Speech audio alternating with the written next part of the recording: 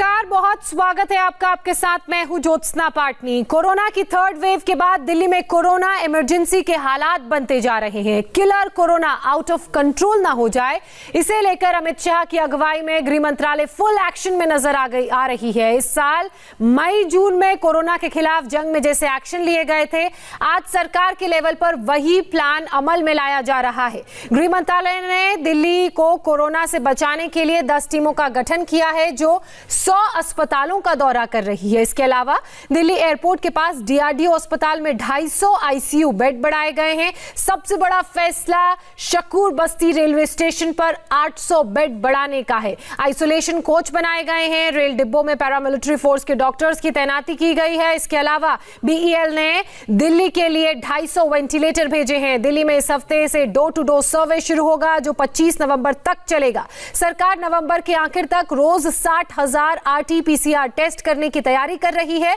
ताकि जल्द से जल्द पॉजिटिव मरीजों की ट्रेसिंग की जा सके। तो ये बड़ी खबर हम आपको बता रहे हैं। ये जो कदम उठाए गए हैं ये कोरोना के मद्देनजर उठाए गए हैं, क्योंकि कोरोना की थर्ड वेव दिल्ली में जो दिख रही है उससे ऐसा लग रहा है कि कहीं कोरोना इमरजेंसी के हालात ना बन जाएं, killer corona out of control ना हो। इसके मद्देनजर ये तमाम कदम उठाए गए हैं। अमित शाह की अगुवाई में गृह मंत्रालय फुल एक्शन में नजर आ रहा है।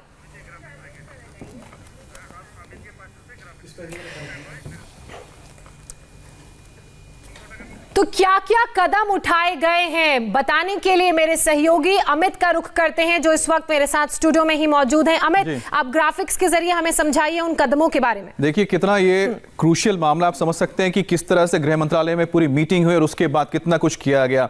तो किस तरह से गृह मंत्रालय पूरे एक्शन में आया और दिल्ली में जो टीमें बुलाई गई हैं वो किस तरह से केंद्र की जो टीमें हैं काम कर रही है, वो आपको ग्राफिक्स के जरिए समझाएंगे, क्योंकि कई डॉक्टर सबको उतारा गया है। 10 टीमें 100 अस्पतालों का दौरा करने जा रही हैं। डीआरडीओ अस्पताल में 250 आईसीयू बेड बढ़ाया जाएगा, यानी कि जो आपके केंद्र के बाद जो हॉस्पिटल्स हैं उनके जो भी मेडिकल इंस्टॉलेशंस हैं उनको भी इस्तेमाल किया जाएगा। शकूर बस्ती में आप देखते हैं स्टेशन में कोच लगाए जाएंगे, 800 बेड बढ़ाए जा रहे हैं। तो आप ये समझ लीजिए कि किस तरह से यहां पर जो रेलवे कोचेस है उन्हें भी अस्पताल के तौर पर, उन्हें बेड्स के तौर पर इस्तेमाल किया जाएगा। पहले आपको बता रहे थे कि किस तरह से बीईएल ने भी दिल्ली के लिए 250 वेंटिलेटर्स भेजे हैं, क्योंकि वेंटिलेटर्स की कमी हो जा रही है। दिल्ली में जो वेंटिलेटर्स वाले बेड्स हैं आईसीयू के, वो भी 80% तक 90% तक पूरी तरह से भर चुके हैं। ऐसे में वेंटिलेटर्स की बहुत जरूरत होगी, इसलिए 250 यहां पर वेंटिलेटर्स मिलेंगे। डीआरडीओ अस्पताल में 35 बीएपी मशीन भेजी गई है ताकि जो लोग इससे ज्यादा सीरियस हों उनको भी फायदा पहुंचना चाहिए, उनकी देखरेख ज्यादा जरूरी है, इसलिए जो आपके इक्विपमेंट चाहिए वो भी यहां पर देखिए बढ़ाए जा रहे हैं। ये सारी चीजें हुई है जब गृह मंत्रालय में अमित शाह ने मीटिंग की थी, जिसमें एलजी शामिल थे, इसके अलावा अरविंद केजरीवाल शामिल थे, और डीआरडीओ के साथ ही साथ जो रेलवे है वो भी इस पूरे मामले में जुटे हुए हैं। 75 पहले ही डॉक्टर्स को लाया गया है, अलग अलग जगहों से, अलग अलग राज्यों से जो पैरामिलिट्री के जो फोर्सेज हैं उनके भी डॉक्टर्स को लाया गया। दिल्ली में 25 नवंबर तक डोर टू डोर कैंपेन चलाया जाएगा और नवंबर के आखिरी तक 60,000 आरटी-पीसीआर टेस्ट होंगे, यानी कि रोजाना कोशिश होगी कि ज्यादा से ज्यादा आरटी-पीसीआर टेस्ट करवाई जाए ताकि जो यहां पर जो आंकड़े लगातार बढ़ते जा रहे हैं उससे लोगों को किस तरह से राहत दी जाए, और साथ ही साथ स्ट्रेसिंग होनी चाहिए कि कहां पर हो रही है। तो कुल मिलाकर आप पिक्चर को समझिए कि गृह मंत्रालय पूरे एक्शन में है। तो सीधा रुख करते हैं हम देवेंद्र पराशर का। देवेंद्र, ये बताइए कि जो गृह मंत्रालय अब पूरे एक्शन में आया है उसके बाद देख रहे हैं कि बहुत सारी चीजें तेजी से हो रही हैं और खासतौर पे जो आईसीयू बेड्स की कमी है उस पर भी नजर है।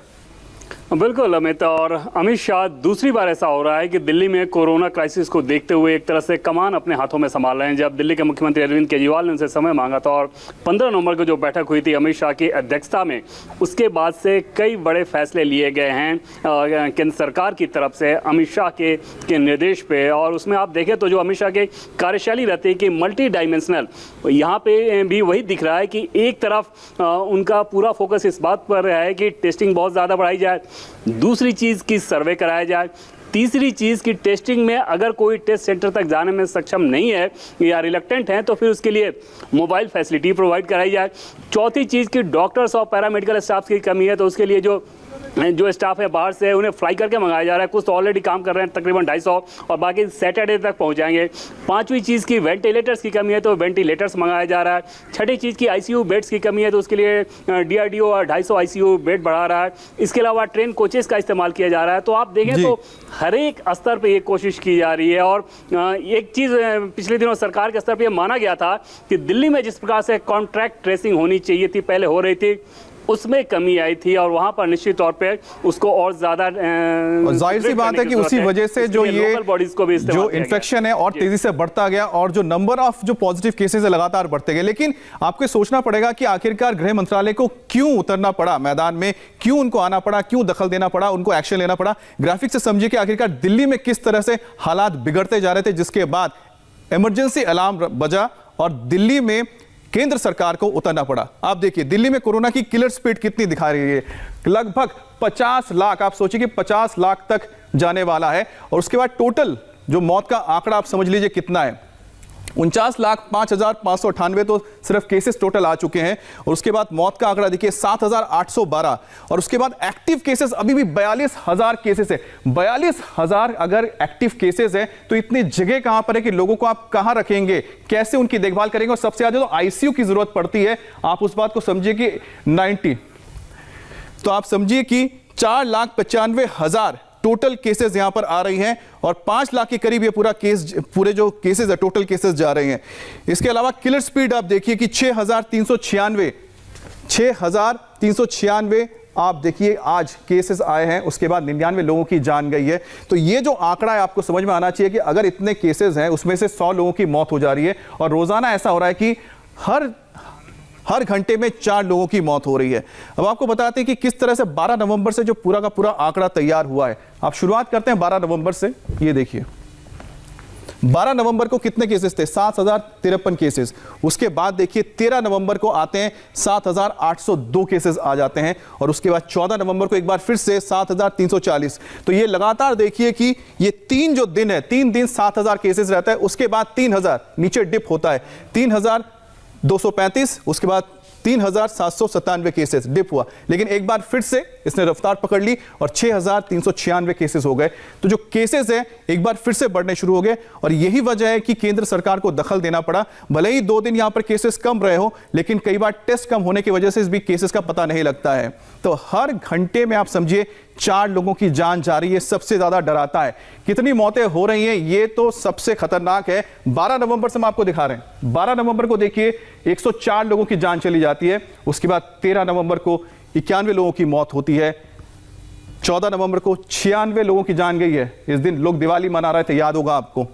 15 नवंबर को 95 लोगों की जान गई और एक बार फिर से 16 नवंबर को 99, 17 नवंबर को 99, यानी हर घंटे में 4 मौतें हो रही हैं। और ये 4 जो मौतें हर घंटे में हो रही है, मतलब कि हर 15 मिनट में एक व्यक्ति की जान जा रही है। तो आप समझिए कितने खतरनाक है और हालात कितने बिगड़ गए, जिसकी वजह से पूरे दिल्ली में ये जो आप देख रहे हैं लाल ग्राफ है, यही रेड अलर्ट करता है कि दिल्ली में कितनी जरूरत है दखल देने की। और एक बार फिर से देखिए दिल्ली में जो कोरोना बेकाबू हुआ है उसको अगर आप कंपेयर करते हैं तो इंडिया से कंपेयर कीजिए।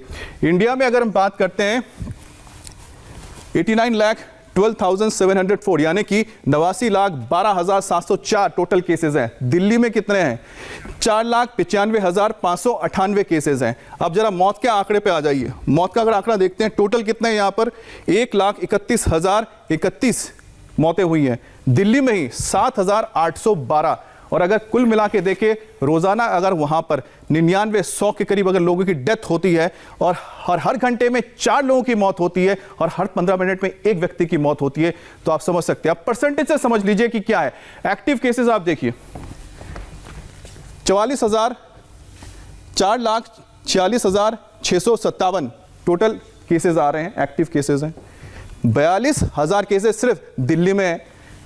9.4%, 9.4%, लगभग 10 समझ लिए 10% जो केसेस है पूरे इंडिया में दिल्ली में ही है। और दिल्ली की आबादी अब समझिए पूरे देश की जो आबादी है उसका सिर्फ 2% है। 2% में भी आप सोचिए कि 10% ले जाता है। उसके बाद 24 घंटे में जो केसेस आते हैं, अगर पूरे देश में 38,000 478 केसेस हैं, तो दिल्ली में 6,396 केसेस हैं और परसेंटेज है करीब करीब 17%। तो ये बहुत ज्यादा है। मौत का जो सबसे खतरनाक है 471 अगर पूरे देश में है तो 99 सिर्फ और सिर्फ दिल्ली में 21% है जो डेथ रेट है। ये बताता है। रुक करते हैं, हमारे संवाददाता अभय हमारे साथ जुड़े हैं। अभय, ये जो डराने वाले जो आंकड़े हैं ना, 1 घंटे में 4 मौतें हो रही है, हर 15 मिनट में एक व्यक्ति की मौत हो जाती है। आखिरकार दिल्ली सरकार सो रही थी, उनको समझ में नहीं आया कि हमको पहले एक्शन लेना था। देखिए, बिल्कुल अमित, लापरवाही इसमें पूरी तरीके से हुई है, क्योंकि जिस तरीके से अगर हम त्योहारों की बात करें, हमने तमाम मार्केट्स कवर की। हम मार्केट में गए, वहां पर इतनी भीड़ थी जितनी लग ही नहीं रहा था कि कोरोना नाम की कोई बीमारी है दिल्ली के अंदर। इतनी ज्यादा भीड़ थी, कोई रेस्ट्रिक्शन नहीं। जहां और राज्यों में तमाम तरह की रेस्ट्रिक्शन है, लेकिन दिल्ली के अंदर जितनी भी मार्केट थी वहां पर खचाखच भीड़ थी। लोगों के कंधे से कंधा सटकर लोग चल रहे थे, वो मास्क ढंग से नहीं पहन रहे थे। लोग तो लापरवाही कर ही रहे हैं, लेकिन प्रशासन क्या कर रहा है? प्रशासन को ना तो बोला, ना प्रशासन वहां पर कह रहा है, ना कोई उनका चालान बहुत बड़ी संख्या में काटा जा रहा है, कोई रोक टोक नहीं है। खचाखच भीड़ भरी हुई है। बसों की अगर हम बात करें तो त्योहारों पर बसों में छूट दे दी थी। जैसे कि शुरू में कहा था कि सिर्फ 20 लोग जो हैं वो बस के अंदर सफर कर सकते हैं, लेकिन अभी हालांकि तस्वीरें में आनंद विहार पर मौजूद हूं, बहुत ज्यादा आज हालांकि यहां पर भीड़ नहीं है, लेकिन छठ पूजा के चलते यहां पर कल बहुत ज्यादा भीड़ थी। आज भी यहां पर बसों में काफी लोग थे, अंदर काफी लोग हैं। तो अगर इतने ज्यादा मामले बढ़ रहे हैं तो प्रशासन कर क्या रहा है? लोग भी पूरी तरीके से लापरवाही कर रहे हैं अमित। लोग अलग अलग तरीके के बहाने बना रहे हैं। वो रिपोर्ट पे हम देख रहे थे, आपकी जान का सवाल है, आप मास्क ढंग से क्यों नहीं पहन रहे? तो लोग हंसी मजाक में इस बीमारी को ले रहे हैं। तो लापरवाही ये बहुत बड़ी हो रही है। जी बिल्कुल अभय, लापरवाही तो बढ़ती जा ही रही है और सरकार ने जो कदम अब उठाए हैं, शायद दिवाली से पहले उठाते तो इस तरह की तस्वीर सामने नहीं आती। बहरहाल, गंगाराम अस्पताल से हमारे साथ सीनियर डॉक्टर एम वली भी जुड़ चुके हैं। डॉक्टर साहब, जब हम आपसे पहले बात कर रहे थे, मैं अप्रैल मई महीने की बात करूं, तब हम कह रहे थे कि कितनी तेज रफ्तार से कोरोना बढ़ रहा है, लेकिन अब के हालात, जो थर्ड वेव जिसका जिक्र किया जा रहा है, उसे देखकर ऐसा लग रहा है सिचुएशन एकदम वही वाली हो गई है। निकल के आ रहे हैं। आपने एक बात ये कही कि क्या सो रही थी सरकार? मैं उसको ऐसे कहूंगा, ज्यादा जाग गई थी।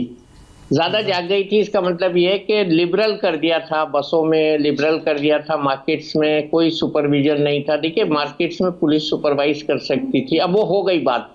अब मुझे एक और डर सता रहा है कि दिवाली पे जो लोगों ने ये शॉपिंग की है सेम वे में जैसे कि दशहरा पे की थी, उसका एक सर्ज ना आ जाए। खैर, मुझे लगता है ना आए।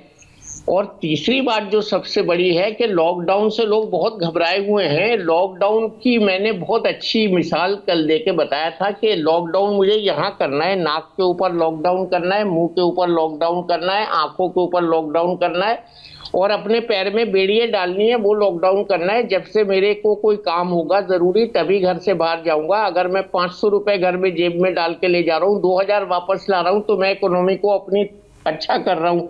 और 500 रुपए डाल के ले जा रहा हूँ, 600 का उधार करके 1100 रुपए खर्च करके आ रहा हूँ, तो मैं इकोनॉमी को बर्बाद कर रहा हूँ। तो ऐसी जो बेड़ी है वो डाल लो।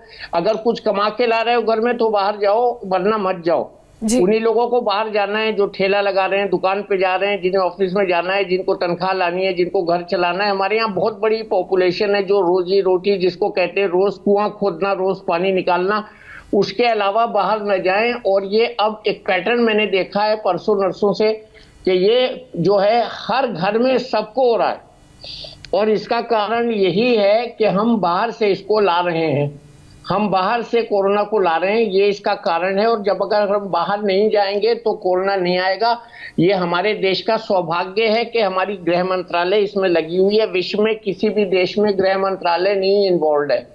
हमारे देश में गृह मंत्रालय का इन्वॉल्व होना यह है कि पूरे भारत में इंस्ट्रक्शन एक साथ जाएगी और लोगों को सुनना पड़ेगा, नहीं तो बहुत बड़ी त्रासदी आ जाएगी। मैंने तो ये तक कह दिया कि सड़कों पे बेड लगाने पड़ेंगे। मुझे माफ कर देना आप, ये बात ठीक नहीं है। और DRDO-BP जो लगाए वो भी खुले मैदान में बेड लगाए। इतना बड़ा अरेंजमेंट हुआ है हमारा ICMR। अब इसका हल ये है कि ICMR की मदद से जो टेस्ट में इजाफा हो रहा है, they have made target of 60,000 test total by the end of this month. तो कैंपेन है, जैसे दिल्ली नोएडा बॉर्डर पे टेस्टिंग हो रही है, रैंडम चेकिंग हो रही है, घर घर जाके टेस्ट करने का प्लान है। यही इसका हल है। और टेस्ट करके उनको एडमिट कहाँ करेंगे, ये बड़ा सवाल है। अगर पेशेंट सीरियस है तो उसके लिए आईसीयू बेड लाने पड़ेंगे, तो आईसीयू बेड अस्पतालों में कम है। तो जो दिल्ली के सरकारी अस्पताल में, हमारे दिल्ली के स्वास्थ्य मंत्री जी कल भी कह रहे थे, हमारे पास बहुत सारे बेड्स खाली हैं, उनको वेंटिलेटर बेड में कन्वर्ट कर दें, पोर्टेबल वेंटिलेटर लगा दें उसके। डॉक्टर वली की बातें हम सुन रहे हैं, हमें इस पर ध्यान देने की जरूरत है। हमारे रिपोर्टर्स भी लगातार प्रदेश का हाल हमें बता रहे हैं, लेकिन पहले दिल्ली का हाल देख लीजिए, जिसकी वजह से केंद्र सरकार ने दिल्ली के लिए प्लान तैयार किया है। गौनिका अरोड़ा मेरी सहयोगी सरोजनी नगर मार्केट में गई, वहां से जो तस्वीरें उन्होंने भेजी हैं वो बेहद ही चौंकाने वाली हैं। दिल्ली में कोरोना के मामलों में जिस तरह बढ़ोतरी हो रही है, ऐसे में कई तरह की रिस्ट्रिक्शंस की दिल्ली में बात सामने आ रही है। ये भी अफवाह फैली थी कि दिल्ली में फिर से लॉकडाउन लग सकता है और दिल्ली की कुछ मार्केट्स में कई तरह की रिस्ट्रिक्शन लग सकती है, मार्केट भी बंद हो सकती है।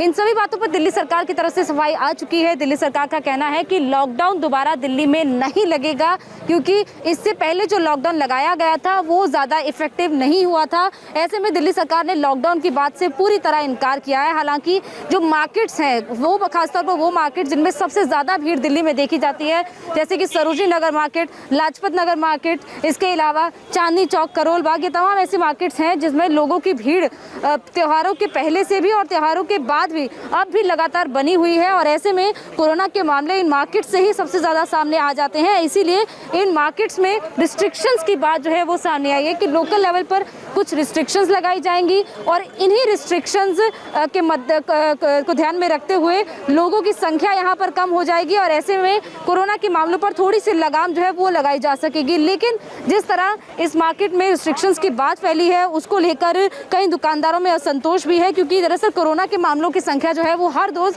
करीब 6-7 हज़ार, 3-3.5 हज़ार ऐसे मामले सामने आ रहे हैं और लोगों की मौत जो है उसका आंकड़ा भी 100 तक पहुंच रहा है। ऐसे में सरकार के लिए चिंता का विषय है कि आखिर कोरोना की जो तीसरी लहर दिल्ली में चल रही है उस पर लगाम कैसे लगाई जा सके, क्योंकि दिल्ली में टेस्टिंग की फैसिलिटी को डबल किया जा रहा है, बेड्स की संख्या को बढ़ाया जा रहा है, मेडिकल स्टाफ को बढ़ाया जा रहा है, लेकिन उसके बावजूद जो वेंटिलेटर्स की संख्या और बेड्स की संख्या वो भी पूरी नहीं पड़ रही है। बेड्स की और वेंटिलेटर्स की भी कमी देखने को कई अस्पतालों में मिल रही है।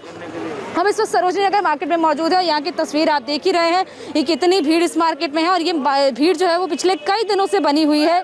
इसी तरह लोग सोशल डिस्टेंसिंग का पालन बिल्कुल भी नहीं करते हैं। कई लोग बिना मास्क के ही मार्केट में घूमते रहते हैं या मास्क को सही तरीके से नहीं पहनते हैं। ऐसे में कोरोना का संक्रमण का खतरा सबसे ज़्यादा इन मार्केट्स में रहता है, क्योंकि लोग लापरवाह हो जाते हैं जब शॉपिंग करते हैं और जब लोगों से पूछा जाता है कि आखिर आप एक सोशल डिस्टेंसिंग का पालन क्यों नहीं कर रहे हैं, तो लोग अटपटे जवाब देते हैं। तो आपने देखा कि किस तरह से दिल्ली में जो बाजार हैं भीड़ भाड़ से खचाखच भरे हुए हैं और इसका असर ये होता है कि इससे ही कोरोना फैलता है। देवेंद्र, कहीं ये वजह तो नहीं है कि केंद्र सरकार को दखल देना पड़ा? जिस तरह से दिल्ली के मार्केट्स में भीड़ दिख रही थी, सोशल डिस्टेंसिंग का कोई नामो निशान नहीं था, मास्क का नामो निशान नहीं था।